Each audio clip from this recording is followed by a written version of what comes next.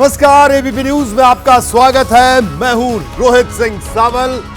भारत का हूं, भारत की बात करता हूं। हाथरस को पहले लोग कवि काका हाथरसी के नाम से जानते थे, जो रोते लोगों को भी हंसा देते थे। लेकिन आज हाथरस रो रहा है, आसपास के इलाके रो रहे हैं। लेकिन एक भोले बाबा है जो हाथरस की शोहरत पर धब्बा लगाकर अपने आश्रम में चैन से सो रहा है। 121 लोगों की मौत इसी भोले बाबा के सत्संग में मची भगदड़ में हुई। लेकिन उसने अपनी पहली प्रतिक्रिया में ही साफ साफ पल्ला झाड़ लिया है। फरार बाबा ने कहा कि उसके आश्रम से निकलने के बाद हादसा हुआ, यानी साकार नारायण हरि के मुताबिक बात यहीं खत्म हो जाती है। लेकिन बड़ा सवाल यह है कि जिस वक्त सत्संग के नाम पर नियम कायदों की धज्जियां उड़ाई गई, उस वक्त पुलिस और प्रशासन के अधिकारी कहां थे, अफसर कहां सो रहे थे। सवाल यह भी उठ रहे हैं कि हाथरस में जो कुछ हुआ वो सिर्फ हादसा है या किसी साजिश का नतीजा। आज आप भारत की बात में इस हादसे पर कई ग्राउंड रिपोर्ट्स देखेंगे, जिसमें बाबा भोले की बवाल कुंडली भी शामिल है, जो उसके अतीत से पर्दा हटाती है। हाथरस कांड के बाद यह बाबा अब तक लापता है, उसने भक्तों को उनके हाल पर छोड़ दिया है। तो सबसे पहले देखते हैं सबसे बड़ी तलाश कहां है। सूरजपाल।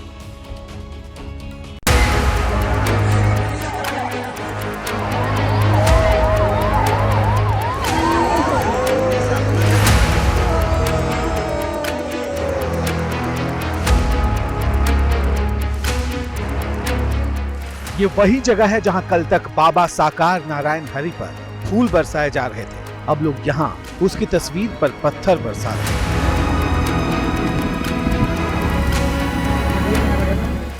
ये वही बाबा है जिसके सुदर्शन चक्र चलाने के स्वांग से भरे वीडियो कभी उसकी तरफ भक्तों को खींचते थे।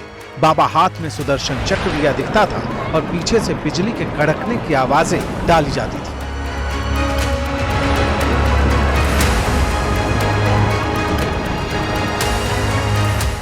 लेकिन अब इस बाबा की साख पर खुद ही बिजली गिर चुकी है। लाखों भक्त पूछ रहे हैं कि जिसके सत्संग की बदइंतजामी ने 100 से ज्यादा मासूम लोगों की बलि ले ली, वो बाबा खुद कहां छिपा बैठा है। कौन था आपका उस सत्संग में? मम्मी थी। कुछ पता चला? नहीं पता चला। ढूंढ रहे हैं आप लोग? रात को 8 बजे से अब तक ढूंढ ही रहा, कोई पता नहीं है, कोई निशान नहीं है। को दोषी मानते हैं आप लोग? भोले बाबा को और पुलिस प्रशासन को। कुछ नहीं है, ढोंगी बाबा है। कोई भगवान है क्या है? इंसान है ये भी। ये ऐसे बाबा को तो जेल में ही डालना चाहिए डायरेक्ट। पूछा जा रहा है कि जो बाबा खुद को साकार नारायण हरि कहता है, वो 100 से ज्यादा भक्तों की मौत के बाद कहां लापता है। आखिर ये कैसा बाबा है जिसने इतनी भी जरूरत नहीं समझी कि दुख की इस घड़ी में अपने भक्तों के सामने आए, मदद के लिए पीड़ितों का हाथ थामे।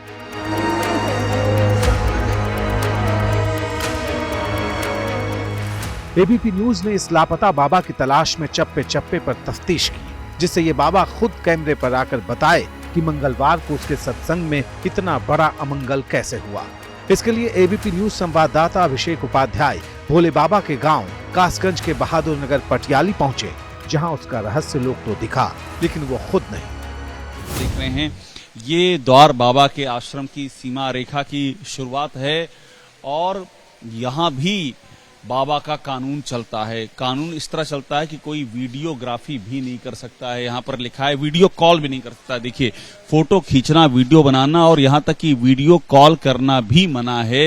लोग भीड़ को हटा लेते हो, रोक लेते हो, सब हथियार रहता है आपके पास। ये नारायण साका ही परमात्मा का ये इसे क्या बोलते हैं? ब्रह्मास्त्र, ब्रह्मशस्त्र। हाँ, ब्रह्मशस्त्र बोलते हैं। ब्रह्मशस्त्र बोलते हैं। और यही ड्रेस आपका रहता है। ये ड्रेस कौन देता है? ये नारायण साका ही परमात्मा जी ने। कानून की नजर में बाबा को फरार नहीं कहा जा सकता, क्योंकि पुलिस प्रशासन ने इतने बड़े हादसे के बाद भी एफआईआर में उसका नाम दर्ज करने की जरूरत नहीं समझी है। एफआईआर में मुख्य आरोपी हाथरस में सत्संग का आयोजन करने वाले सेवादार देव प्रकाश मधुकर को बनाया गया है। एफआईआर में भोले बाबा का नाम नहीं।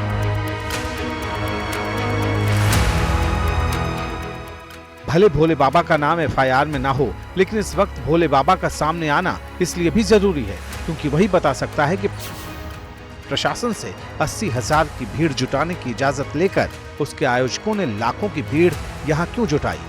अगर अनुमान से कई गुना भीड़ जुट भी गई तो इसने पुलिस प्रशासन को फौरन अलर्ट क्यों नहीं किया। आखिर क्यों इस बाबा के सेवादारों ने गर्मी और उमस के बीच भीड़ को जबरन एक जगह रोक दिया, जिससे भगदड़ मची और दम घुटने से दर्जनों जाने गई। बाबा की तलाश में हमारी टीम मैनपुरी भी पहुंची, जहां राम कुटीर आश्रम नाम के इस विशाल फार्म हाउस की ऊंची दीवारों के उस पार बाबा की मौजूदगी की खबरें चर्चा में थी। यहाँ पुलिस भी तैनात दिखी, वो अंदर गई भी लेकिन खाली हाथ लौटी, बाबा नहीं मिला। आ रहे हैं, ये फार्म हाउस नुमा आश्रम है जिसमें कि एक बड़ी बिल्डिंग है, लाल उसकी खपरेल की छत है, बाहर एक गोल्डन कलर का भव्य दरवाजा है। पुलिस यहाँ पर एक बार आई, एक यहाँ का जो DSP है वो अंदर गए, अकेले अंदर गए और बाहर निकल के उन्होंने कहा कि मुझे बाबा नहीं मिले। ये लगातार सस्पेंस बनाए हुए है। अब सवाल है कि हाथरस से बाबा लाखों की भीड़ के बीच से कैसे निकला। जांच तो इस बात की भी हो रही कि वाकई उसके यहाँ से जाने के बाद पैरों की धूल लेने के लिए भगदड़ मचने की थ्योरी फैलाई गई या फिर वाकई ये सच है।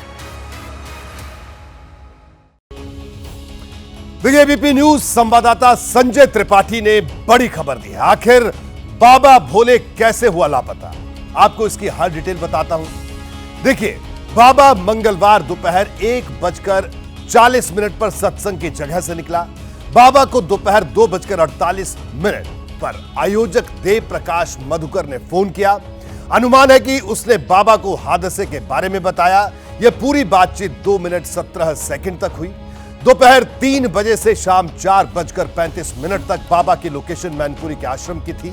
इस दौरान बाबा ने 3 नंबरों पर बात भी की। पहला नंबर महेश चंद्र का था जिससे 3 मिनट बात हुई। दूसरा नंबर संजू यादव का था जिससे 40 सेकंड की बात हुई। तीसरा नंबर रंजना का था जिसने 11 मिनट 33 सेकंड बाबा से बात की। रंजना आयोजक देव प्रकाश मधुकर की पत्नी है। माना जा रहा है कि इससे मधुकर ने बाबा से ही बात की होगी। बाकी 2 नंबर भी आयोजक समिति के सदस्यों के हैं। इनमें एक महेश चंद्र बाबा का करीबी है। शाम 4:35 के बाद बाबा का फोन ऑफ हो गया।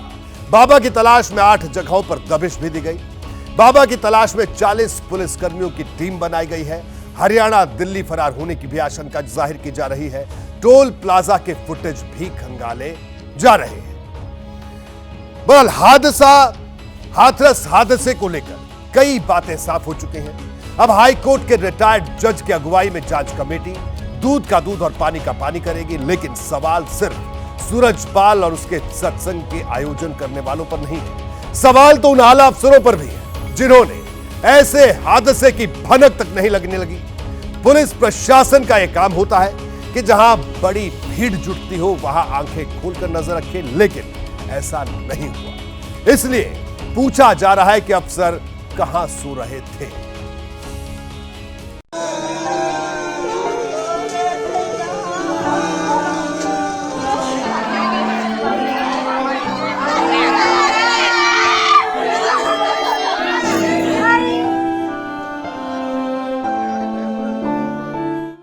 मन को शांति दिलाने वाला सत्संग आत्मा को शांति दिलाने वाला साबित होगा, ये किसी ने नहीं सोचा था।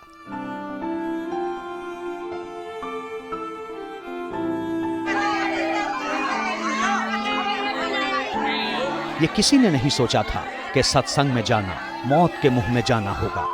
हाथरस में तो हादसा हुआ, लेकिन जान गंवाने वाले कई जिलों से यहां आए थे, कई राज्यों से यहां पहुंचे थे और सभी के परिजन यही पूछ रहे हैं कि उनके अपनों का क्या कसूर था। इसका परिवार चला जाए भाई साहब, तो वो क्या कहेगा ये बताओ। जो आदमी अपनी सुरक्षा नहीं कर रहा तो हमारी सुरक्षा क्या करेगा। कहते हैं हादसे कहकर नहीं होते, लेकिन यहाँ तो साफ है कि यह हादसा लापरवाही की वजह से हुआ।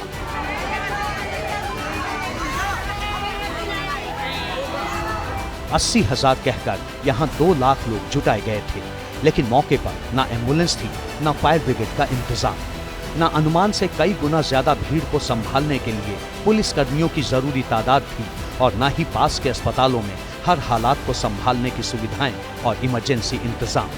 अगर एम्बुलेंस होती, डॉक्टर होते तो मौके पर कई जिंदगियां बचाई जा सकती थी, लोगों को ऑक्सीजन मिल सकती थी। सिकंदराराव का सरकारी अस्पताल अगर दुरुस्त होता तो वहां भी कुछ जाने तो बचाई ही जा सकती थी। और भीड़ को मैनेज करने के लिए जरूरी पुलिस प्रशासन का अमला होता तो ये नौबत ही नहीं आती कि सेवादार मनमानी करते। हालात ऐसे बन गए कि खुद पुलिस वालों की जान आफत में आ गई। निकाल रही थी बाहर से, दबी हुई थी महिलाएं, फिर मैं भी वहीं गिर गई। हाथरस के सिकंदराराव एसडीएम ने डीएम को हादसे पर जो रिपोर्ट दी है उसमें साफ कहा गया है कि मौके पर 2 लाख से ज्यादा की भीड़ थी। बाबा सत्संग के बाद बाहर निकला तो पब्लिक दौड़ी। बाबा के चरण रज की धूल उठाने के चक्कर में भगदड़ मची। बाबा के सेवादारों और श्रद्धालुओं के बीच धक्का मुक्की हुई। जब लोग वहां से भागे तो दलदल और ऊंची नीची जमीन पर फिसल कर गिरे और कुचलते चले गए। समापन हो गया था। अच्छा।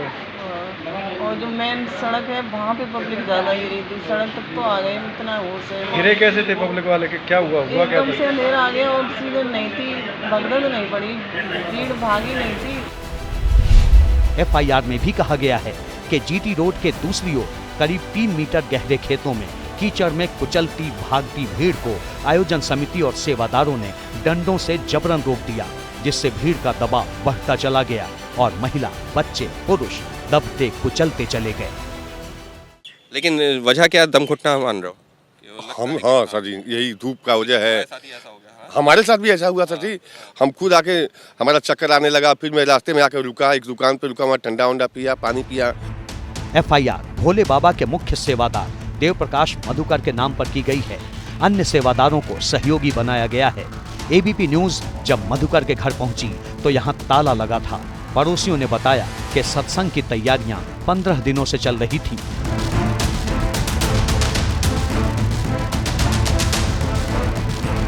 कितनी दिन से, कितने टाइम से ताला बंद है? जी कल से ही बंद है।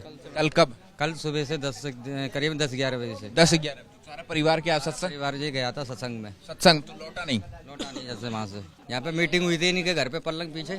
तो मीटिंग यहीं घर पर हुई थी? घर पे होती है, कभी किसी घर पे कभी किसी घर। अभी यहाँ इस घर पे कितने दिन पहले हुई थी? 10-15 दिन पहले लगातार चली रही है। यहाँ से वहाँ गाड़ियों का आना जाना, वैसे लोग आते जाते हैं। लोग कौन व्यवस्था करी थी इन्होंने? मधुकर से सख्त पूछताछ के बाद ही अब हादसे का पूरा सच सामने आएगा। देखिए, हाथरस में हुए हादसे के बाद वहां जो कुछ हुआ वो और भी हैरान करने वाला था। एफआईआर में लिखा है कि बाबा के सेवादार वहां से सबूत मिटा रहे थे। ये सबूत हादसे के थे। सवाल यह है कि इसे क्यों मिटाने की कोशिश हुई? ऐसा करने के पीछे किसे बचाने का मकसद था? यह भी बड़ा सवाल है।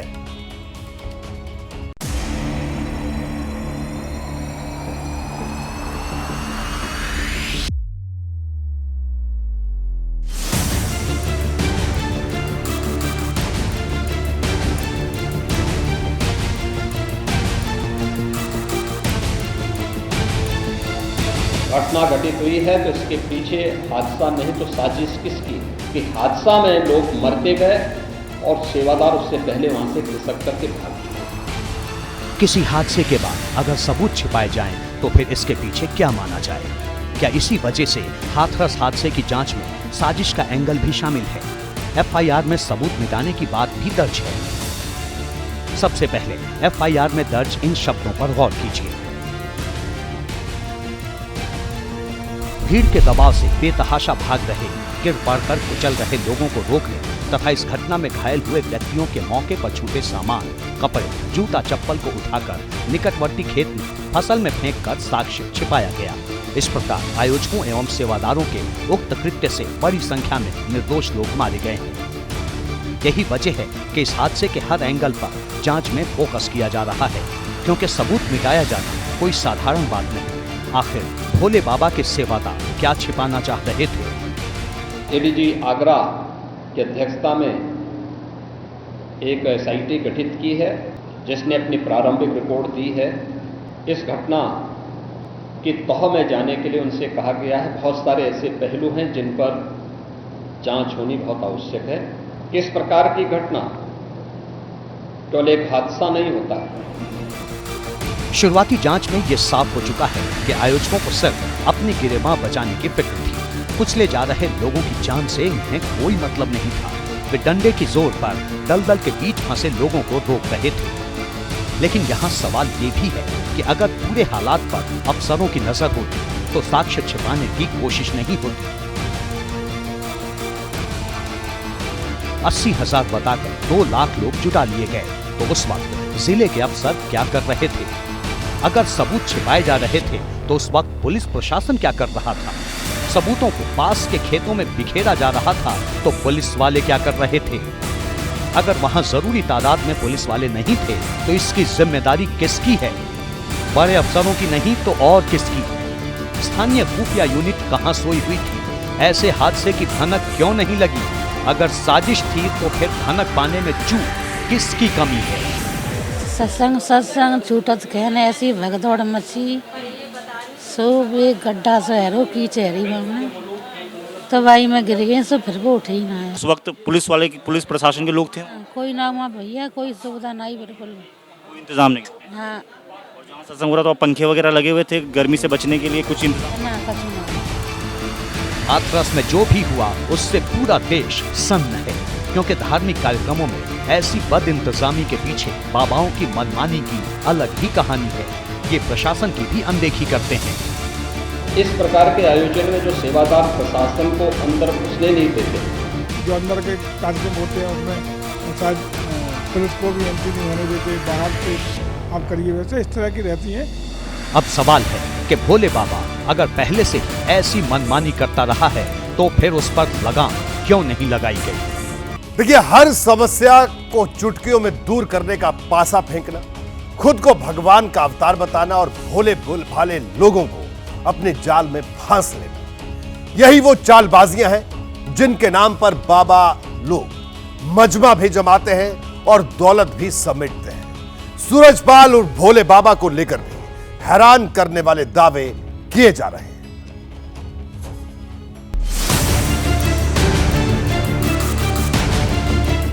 हम तो बाबा जी को दोषी मानते हैं। कि सत्संग में गई हैं और बाबा जी के उधर ही हादसा हुआ है तो क्यों नहीं मानेंगे बताओ? बाबा जी गलती है, जब जनता पीछे भाग रही है तो बाबा जी का फर्ज है ना एक बार गाड़ी रोके। पंखे की व्यवस्था थी ना, कोई कूलर कुछ भी नहीं था, सिर्फ खुले में ऐसे ही टेंट लगा हुआ। अपने लिए पूरी सुविधा रहती है, पब्लिक के लिए कोई सुविधा नहीं। अपने लिए सुविधा रखते हैं।